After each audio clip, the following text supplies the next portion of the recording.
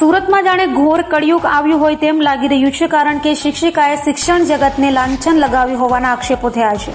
પર્વત પાટિયા વિસ્તારમાં આવેલી એક હિન્દી માધ્યમની શાળાની 23 વર્ષની શિક્ષિકા ધોરણ 5માં અભ્યાસ કરતા 11 વર્ષના વિદ્યાર્થીને ભગાવી ગઈ હોવાનો બનાવ પુણા પોલીસમાં નોંધાયો છે. તો બંને ભાગતા સીસીટીવીમાં પણ કેદ થયા છે. સુરતમાં ફરી શિક્ષણ જગત પર લાંછનનો આક્ષેપ કરાયો છે. જો કે આ વખતે કોઈ નરાધમ શિક્ષક નહીં, પરંતુ શિક્ષિકા પર વિદ્યાર્થીને ભગાડી જવાના આરોપ સાથે પોલીસ મથકે ફરિયાદ નોંધાઈ છે. વાત એમ છે કે પર્વત પાટિયા વિસ્તારમાં રાજસ્થાની પરિવાર પતિ પત્ની અને 11 વર્ષ તથા 7 વર્ષના દીકરા સાથે રહે છે અને કરિયાણાની દુકાન ચલાવી ગુજરાન ચલાવે છે. રાજસ્થાની પરિવારનો 11 વર્ષનો તરુણ પુણાગામ વિસ્તારમાં આવેલી હિન્દી માધ્યમની શાળામાં ધોરણ 4માં અભ્યાસ કરે છે, જ્યારે આ સ્કૂલમાં 23 વર્ષની શિક્ષિકા પણ નોકરી કરતી હતી. આ શિક્ષિકા અને તરુણ એક જ વિસ્તારમાં સોસાયટીમાં રહેતા હતા, જેથી છેલ્લા 3 વર્ષથી તે શિક્ષિકાના ઘરે ટ્યુશન માટે જતો હતો. હાલ સ્કૂલમાં વેકેશન છે, જો કે ટ્યુશન ચાલુ હોવાથી ટ્યુશને જતો હતો, પરંતુ ગત 25મી એપ્રિલના રોજ રાબેતા મુજબ તરુણ પોતાના એપાર્ટમેન્ટ નીચે રમવા માટે ગયો હતો. જો કે સાંજ સુધી પરત નહીં આવતા પિતાએ તપાસ શરૂ કરી હતી અને સીસીટીવી કેમેરા ચેક કરતા તેમનો દીકરો અને શિક્ષિકા હાથ પકડીને ચાલતા જતા દેખાયા હતા, જેથી તરુણના પિતા શિક્ષિકાના ઘરે ગયા હતા અને તેના માતા પિતાને પૂછતા તેમણે પણ બપોરે 2 વાગ્યાથી શિક્ષિકા ઘરે આવી ન હોવાનું જણાવ્યું હતું. શિક્ષિકા વિદ્યાર્થીને પોતાના વતન મહેસાણાના ઊંઝા લઈ ગઈ હોવાની શંકા વ્યક્ત કરવામાં આવી છે. પોલીસે તેના મોબાઈલ ફોનનું લોકેશન ચેક કરતા સુરત રેલવે સ્ટેશન પર ફોન બંધ થઈ ગયો હોવાનું જાણવા મળ્યું હતું. તો આ અંગે પોલીસે જણાવ્યું હતું કે 6 ટીમ બનાવીને તરુણની તપાસ શરૂ કરી છે. સીસીટીવી કેમેરા ફૂટેજ ચેક કરવામાં આવી રહ્યા છે. તેણીના વતન પર પણ તપાસ કરવામાં આવી રહી છે. સુરત શહેરના પુણા પોલીસ સ્ટેશનમાં ફરિયાદી શ્રીએ પોતાના 11 વર્ષના દીકરાને કે જે ધોરણ 5માં ભણે છે, તે જે જગ્યાએ ટ્યુશન જતો હતો અને એના સ્કૂલના ટીચર સાથે પોતે સોસાયટીના સીસીટીવી કેમેરા જોતા ટીચરનો હાથ પકડી અને જતો દેખાય છે, જે અનુસંધાને પુણા પોલીસ સ્ટેશનમાં ફરિયાદ દાખલ કરવામાં આવેલ છે.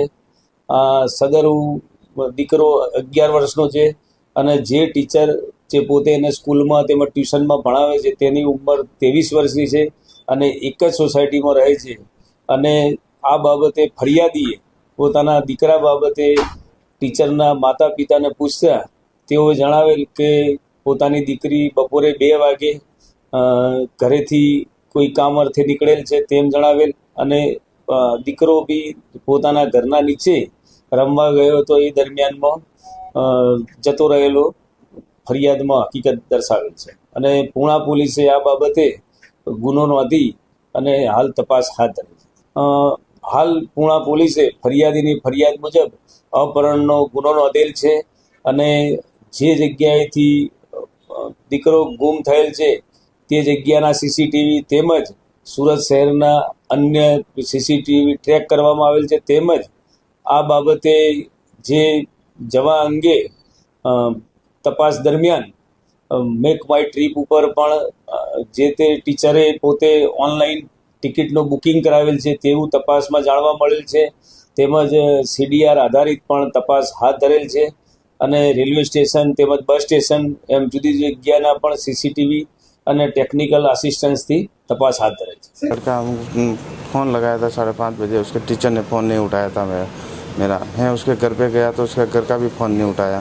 घर के बाद फ़ोन उसने स्विच ऑफ कर दिया. हमने बच्चे को ढूंढने लगा, कभी हमको दिखाई नहीं दिया था बच्चा मेरा.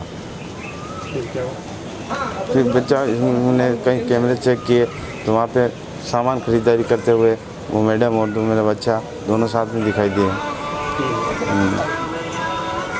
क्या लगता है आपको, क्यों ले गए होगे? उस लड़की का कोई फ्रेंड होगा, उसके साथ फ्रेंड को लेके गई होगी, फ्रेंड और फ्रेंडशिप होगा उस लड़के. क्या मकसद क्या हो सकता है आपके बच्चे का? मेरा लड़का है ऐसा लड़के कहीं रुकने का कैसे जिस ऐसे. कितने साल से पढ़ता था वो लड़का? 3 साल कैसे पढ़ रहा था मेरा लड़का वहीं स्कूल में. आपसे रिलेशन कैसे थे आपके लड़के और शिक्षिका के, क्या कुछ लगता है आपको? ऐसा हम लोग कुछ डर फूल नहीं था हमको. बच्चा ऐसा निकल जाएगा, लड़की ऐसे निकल जाएगी, पर घटना घटी तो किस तरह की फरियाद दी है आपने पुलिस थाने में? बोले हमारा लड़का मिल नहीं रहा है, उनके साथ में गया हुआ है, अभी तक सब फ़ोन स्विच ऑफ आ रहा है, अभी तक चालू नहीं किया उसने।